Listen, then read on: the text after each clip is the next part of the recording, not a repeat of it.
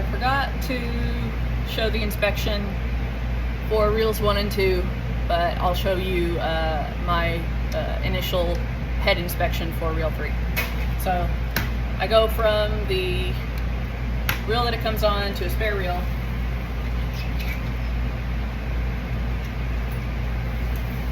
Verify that it's the reel I'm looking at. It is. Give it a couple spins so it takes up. Make sure my table is where I want motor on. Just kind of feel around.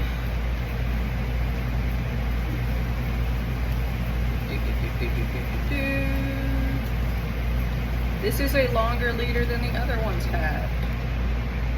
Reel 3. Alrighty, we're good.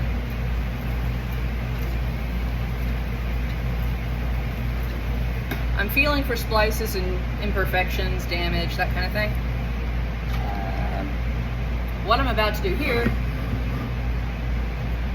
is, now that there have been no splices, I know that this part of the leader is intact. I find a picture area. I use my frame counter, line up my frame lines, make a tiny, tiny little dot on the non-soundtrack side, because we do not want anything in the way of the soundtrack, because you can hear that. So I just wind kind of slowly. I'm looking for splices, I'm looking for imperfections, I'm not seeing any. I get past 3. This is usually where the splice is, right here. Can you see it? Right there. Alright, so I wind a little more to right before where the splice is. Give this some slack. Making my little dots as I go over the splice, and maybe 1 or 2 frames more than that. Pull it out of my counter and verify that this is indeed spliced in frame, which it is. And the splice looks really sturdy. It's not, I bend this, see how there's a nice little curve there? If it was not sturdy, it would be a triangle. I would have to remake this. We're good. So at this point, I get that counter out of the way. I make sure I can see my light, and I speed it up, and I step back a little bit and crank the sucker up so it goes fast, with my hand on the edges of the film only, never in the picture area, and I just watch it. I feel for imperfections and splices. When I do feel one, I slow it down, stop it, back it up, and make sure that there are no problems, fix them if there are. And what I'm looking for in the picture area is, honestly, right now what I'm looking for is color, because this is a black and white print on black and white stock. The initial leader was color stock with black and white, and then it was spliced onto the original leader on this black and white Kodak stuff. So I'm just going to do this till very end of the reel, and then I'm going to look for my motor cue and my change cue, since I'm running changeovers, and I'm going to verify what those look like, take a photo of the motor cue for reference, so I can have a quick look before I get ready to go over there and watch for it. But I'll show you that in a second.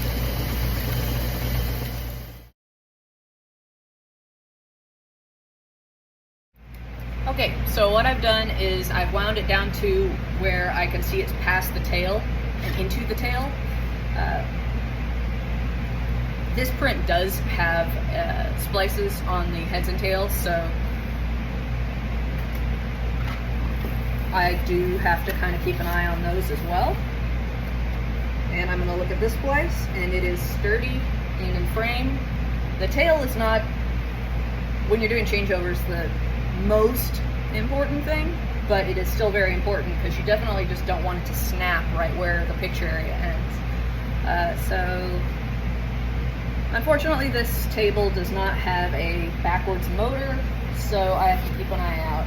And I found the change cues, which are red marker slashes, unfortunately. So I have to do a little artwork, unfortunately. I myself am going to put a small dot in the corner exactly where those cues that should be transcribed would be. So, see if I can show you this. See those red? Those are cues, homemade ones. And there are only 4 of them, 4 frames worth. So I have to be careful with this one. I'm not touching the picture area, only the edge of the frame. And I'm going to add a small dot with my Sharpie exactly where the real cue would be. I don't consider this damaging the print because it's already been damaged by the red cues. So this is just going to help me see what I'm looking for and what I have always looked for. And you can see how I've added those dots with Sharpie. And I'm gonna make some notes real quick, so I'm just gonna tighten this up a little bit.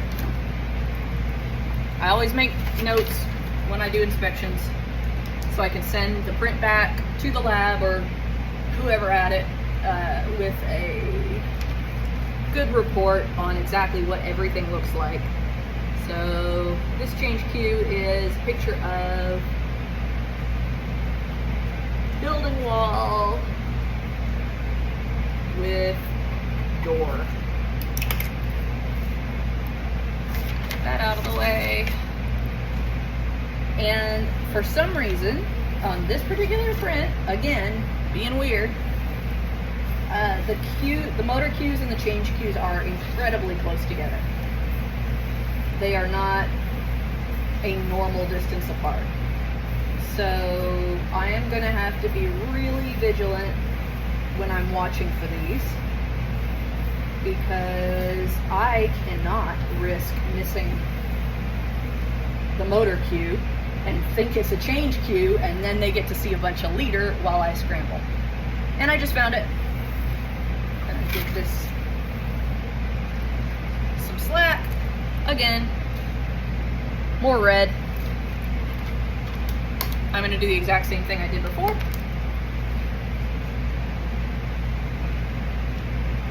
I'm going to make my dots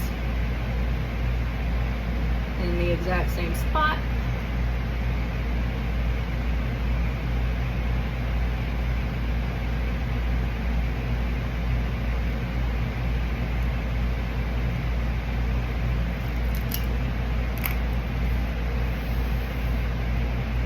And now you can see my dots over those red slashes that are ugly as hell.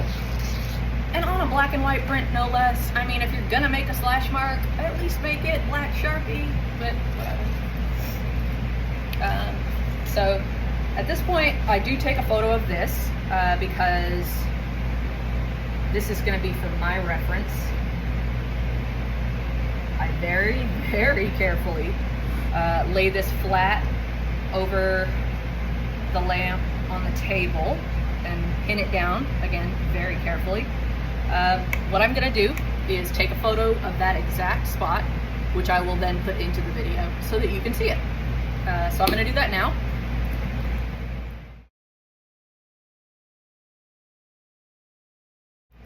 Okay, so I took my photo.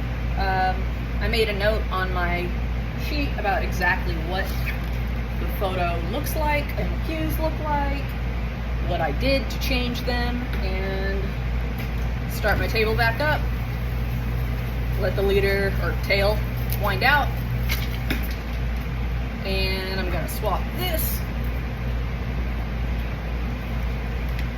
And all I'm gonna do now is rewind this reel so that it will be heads out on its shipping reel. which is, I like these Grey Deluxe reels, or Technicolor, or whatever. Unless they're chipped or snagged or something goofy with them, they're actually usually in really good reels. I do pay out on these reels. Some people don't. They have house reels they like to pay out on. But unless I find one of these that's damaged, or it's a flimsy piece of crap, I don't generally use it. And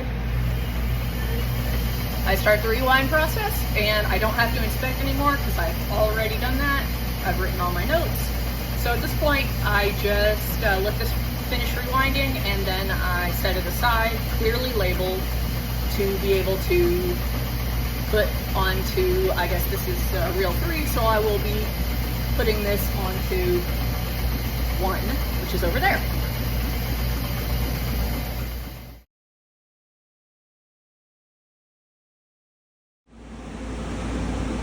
So I got busy and I forgot to video it, but I've threaded up number 1 machine, which is a Christie SLC console with a Christie